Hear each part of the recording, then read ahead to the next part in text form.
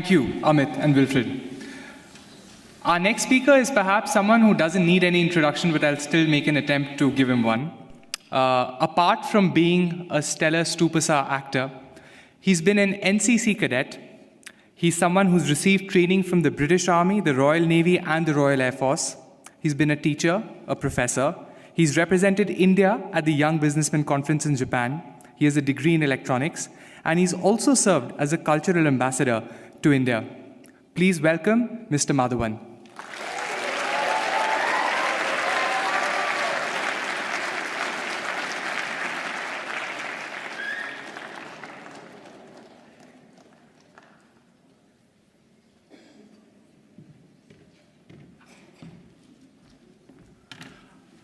Oh, well, let me just get set up right now. Big speech.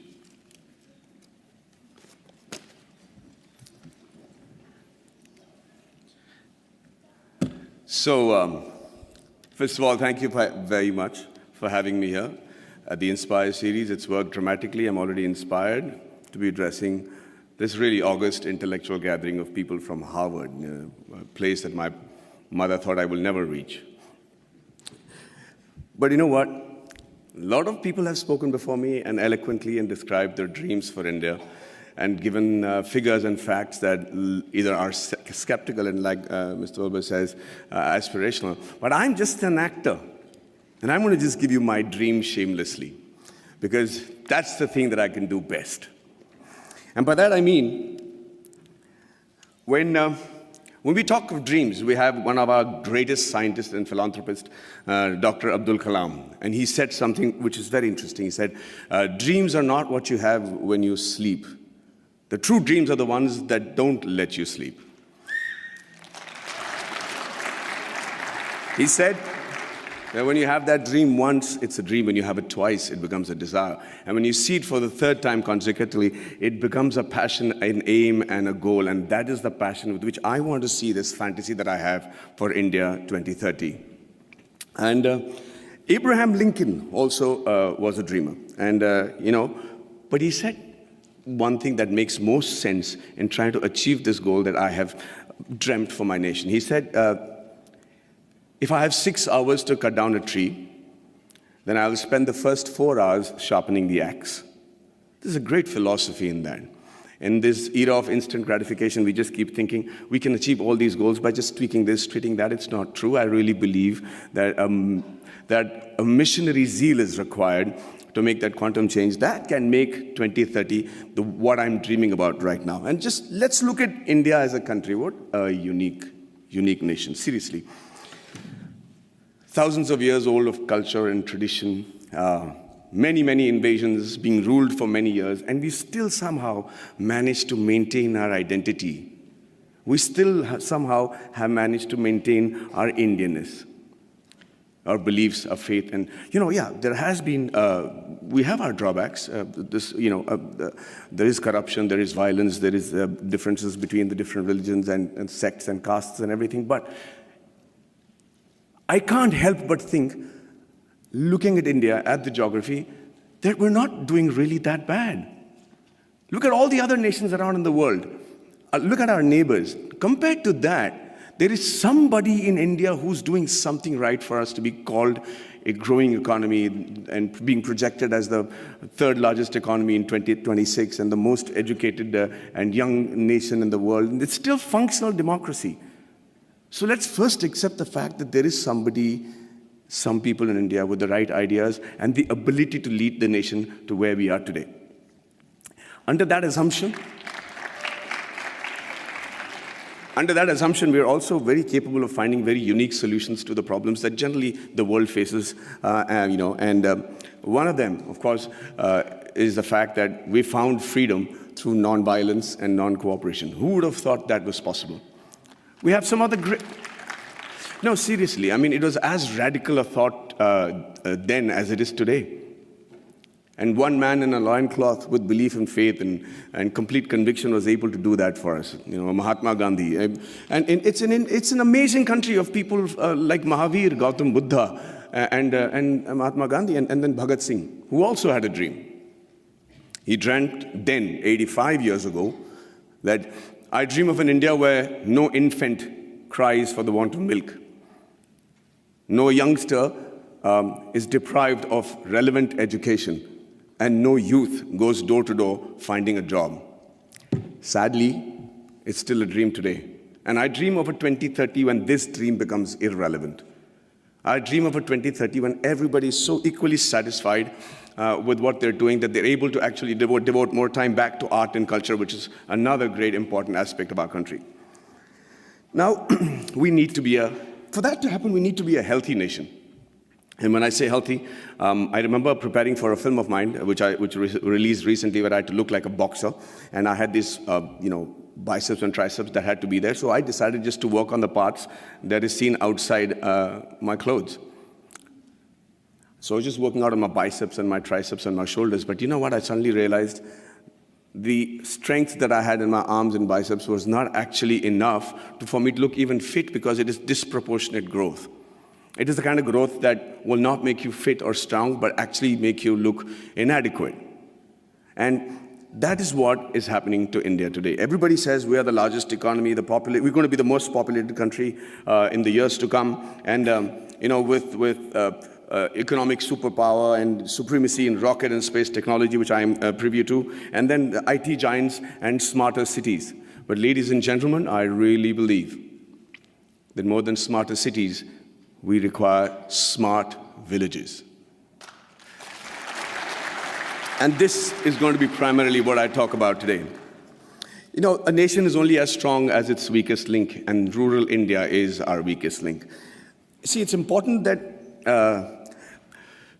that growth and progress goes hand in hand with the villages also getting onto the same train towards economic freedom, superpowerdom, all the terms that have been coined for a successful country. But that is not happening. The reason being, we're beginning to ignore them. We're beginning to actually believe that this is a very interesting line that I've found, where they say that everybody believes that they know what is required for getting the underprivileged and the poor up to speed with the rest of the country. Okay? And we always start assuming that this is what they want. This is how we can help the poor and the villages, and this is what they need. And we can't be more wrong. Because when you assume, and as the spelling goes, you make an ass of you and me. I'm going to tell you how that happened to a friend of mine. His name was, he's a very profound doctor, a gastroenterologist, and he got a call from his patient, Mr. Abdul, who said, Dr. Saab, my wife is really, really ill, and she's got a big stomach ache, and she can't sit, and she can't sleep, and she's in big pain. Can I come and visit you? And he said, yeah, by all means. And like all patients today, he has done his research, he's gone into the internet, and he said, usko ye ho sakta hai, wo ho sakta hai. And the doctor said, don't worry, let me handle it. And he checked her out, and he said, she has an infected appendix, so I have to do a surgery, and she'll be fine. The surgery was done, he was fine, and Abdul was a happy man. 1 year later, he calls back the doctor and says, sir, my wife has got a stomachache, please do the appendix operation, she'll be fine. Dr. Manoj said, listen, I'm the doctor, let me diagnose what I have to, please bring her to the clinic and we'll fix it up. He says, yes sir, fix up that operation date, we'll do it in half an hour and we'll be back, she needs her appendix removed. So now he's losing his patience. He says, let me do the diagnosis. Abdul, bring her to the clinic. And he's still insisting, and finally the doctor lost it and he said, listen, I'm the doctor, and let me tell you that every human being has only one appendix, and I've already taken out the appendix. So please don't tell me how to do my job. Abdul waited very patiently for the doctor to finish with his assumptions, and then he shot back very meekly. He said, sir, I agree with you. Every human being can have one appendix, but a man can have two wives, right?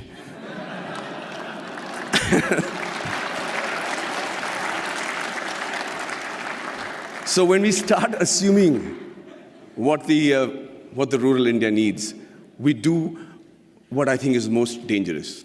In my vast experiences of shooting in really rural Indias, and villages and small kugramams, like they call it in Tamil, really small places, I realized, shockingly, that the biggest financial burden for a person of this particular village, would you all be able to guess what his biggest financial burden is?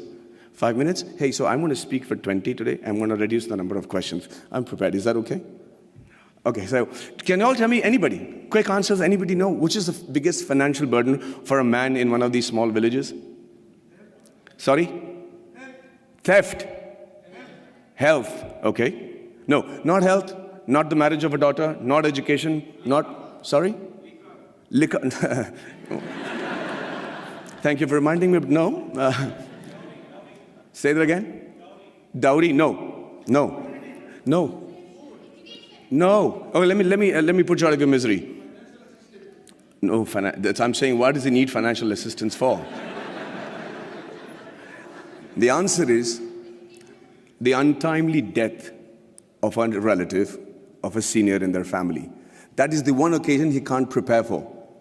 That is one occasion where the ceremony demands that he spend a certain amount of money, feed a certain amount of people, use the funeral the expenditures, and that's where he takes the loan, and that's where he gets indebted, and that's where, to escape that particular embarrassment and humility of not having the ability to perform the function every year as is expected of the Indian tradition, that he decides to leave the village because he's made to feel inadequate.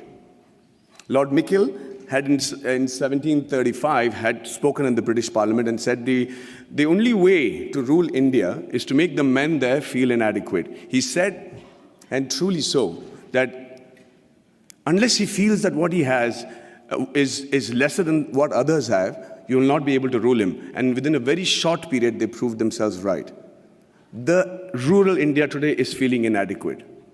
They're feeling like they're not even part of our country. And what happens with that is, they start then looking at opportunities in villages and saying better education, better health, better lifestyle, and no humility for not having performed the funeral properly. They decide to give up who they are and move to the cities. And who they are is what is more important for us to understand. Who they are actually the timekeepers and the bookkeepers of our deep-rooted traditional culture and stories. You should see how tradition and culture flourishes in a happy village in India. We don't have psychiatrists as a big fashion thing in India, and they still manage to maintain a great level of sanity. There's a great phrase from the poem If by Rudyard Kipling, where it says, dream but not make dreams your master, think but not make thoughts your aim. Meet with triumph and disaster and treat those two impostors just the same. It's very easy to say it, but how do you treat those two impostors just the same? The answer lies in the tradition and the culture and the books and the epics that are so prominent and predominant in our country. The Bhagavad Gita, the Quran, the interpretation of that in the subcontinent, the Bible, the Guru Granth Sahib, the granny stories. And you know how to handle the diversities and the setbacks, and you're able to sit back, reassemble yourself, come back and fight with the same glory again. And when you don't give a villager that, you're depriving him, we're depriving ourselves of what I think is one of the most important survival tools in today's world, which is the culture and tradition. So I dream of a 2030 where rural India is as developed as the rest of the world, was as aspirational as the rest of India, and where the villager is provided with the same opportunities as it is available in the cities. And after a hard day's work, a villager is actually able to come back, sit down, have a drink, put his feet up, and start thinking about art and culture and poetry. That would be a dream that I have for 2030, a practical dream that I have for 2030. And the dreams that your parents and my parents had when we were in college, urban middle class, where everything revolved around the boy studying hard, getting into a technical college of a repute, and then getting into a reputed management college, and finally, the green card. And if it was the girl, then it was a spouse with a green card. I dream of a 2030 where students the world over will dream of a blue card, will dream of having once actually come to India and study and imbibe the knowledge that we have as a nation. It used to be true. We were the first university in the world. Nalanda was a university where people came in from far and wide. So it's not a pipe dream. It's a practical dream that I have, and I think that's easily attainable. And finally, before I wind up, I think I dream of a 2030 where we have a meritocratic electoral base which selects its leaders and whose leaders believe that it is more important to serve with a missionary zeal to serve the nation rather than rule it. You know, there is another stanza from the same poem which says that if they have the ability to talk to the crowds, yet keep your virtue, walk with kings nor lose the common touch, if neither good friends nor foes can hurt you, yet all men count with you, but none too much. If only the politicians understood the gist of that line, we would have a progressive country by 2030 where we'll all be proud of not just the way the country is running, but also proud about our politicians. And finally, you know, I'm an actor. And the dream that I have for myself is that in 2030, I'm as relevant, I'm as handsome, hopefully, but if age was to catch up, then they probably would have mapped my face by then and used technology to make me look as young or old as the role desired me to look, and I'm still able to romance the pretty young things that will be part of the industry in 2030.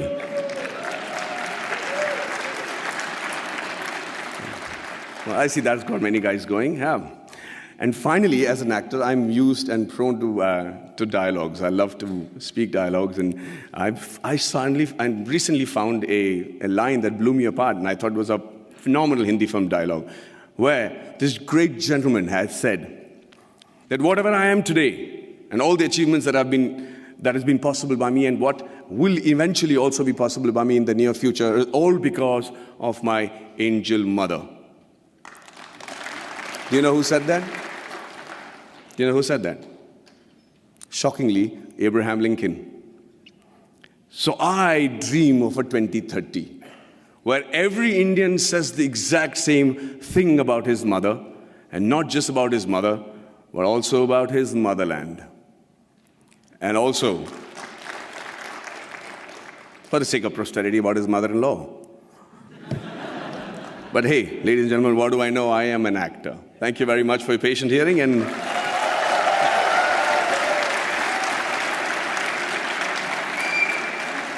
if I'm looking wise enough, I'm open to questions.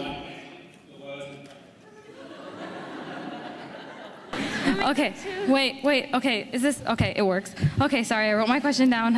Okay. Give us some water. Okay, sorry. I've been trying to do this for 2 days. I've been low-key stalking you. Okay, first of all, I want to say I'm a huge fan. I wrote it down. I look weird. Okay, first of all, I'm a Tamil American, but I grew up on Ale Payute and Menale, and I'm like a huge fan of yours. And I have a question, and it is, given that you have, this is an actor-related question because you're an actor, given that you have done a very good job at portraying diverse aspects of the Tamil experience in Kollywood, in recent years, Bollywood actors have started trying to represent South Indians, especially Tamils and Tamil Brahmins. Would you be interested in or feel pressured into taking on a stereotypical South Indian role if offered to you? Do I dare ask her to repeat that? Because I couldn't hear you properly. I'm so sorry. No, I understood just the question, if you can tell me, okay. Please. Sorry. Okay. Would you be interested, if offered to you in Bollywood, to take on a Tamil Brahmin or a South Indian role in general? Will I be willing to take on a South Indian Brahmin or a Tamil role in a Hindi film? In a Bollywood film? Is that what your question is, ma'am? Of course. I mean, if the money is right. But would you be like worried about like maybe being in a stereotypical, like? No, I think, you know, it's a very honest question, but I think this stereotypical is too burdened a word for everything that we use today. You know, it's politically correct and everything, but it doesn't really have any effect in my opinion, because I'll tell you, I have to listen to a story, I have to be convinced that this is going to work for my audiences, and I have to be convinced that the producer is able to pay me by the end of the day, and lo and behold, I am a Tamil Brahmin in a Hindi film, no problem. Really. Well, thank you so much for your for the excitement. Okay. Hi. Hi. So I actually wanted to ask you this yesterday, but there was like a mob, so. So this doesn't qualify. This is yesterday's question. Yeah, exactly. So my name is Pranati, and I actually grew up in Mumbai, like a lot of other people, and watched a lot of your movies. And I'm a vegetarian as well. Okay. So I really admired how you advocated for animal rights. But my question's actually about Three Idiots. So you spoke about how a lot of your acting roles was based on your experience. So I was wondering, because Three Idiots really does touch on a really important point that in the Indian education system, there is a lot of pressure, and this pressure can result in a lot of suicides by students. So I was wondering, how did your personal experience, because you did mention how you knew from the start that you did not want to be an engineer, so how did you channel that into your acting? Okay, so thank you for the question. See, the thing is, what I tried to show in Three Idiots was actually what happened at home. My dad was distraught that I didn't want to pursue engineering as a career or even join an engineering college, and I had to tell him that I knew what I didn't want to do is not become an engineer. But let me tell you this, the thing that we said about in Three Idiots. I do agree that there's undue pressure on the education system and amongst the families for their children to excel. But that's not necessarily bad. I think it's important to have pressure at that age. I don't think that an examination and failing an exam because you're not able to reproduce what you remembered at the right time, at that particular moment of time in your life, is a measure of how successful you will be the rest of your life. But it's also a measure of your tenacity to be able to reproduce that under pressure, which is going to be something that you'll be doing every day of your professional life. So, yeah, let's not underrate that pressure. But at the same time, I think it's important for parents to know that that is not the be-all and end-all, and that is not a death warrant that you've signed just because you flunked on a particular subject. Thank you.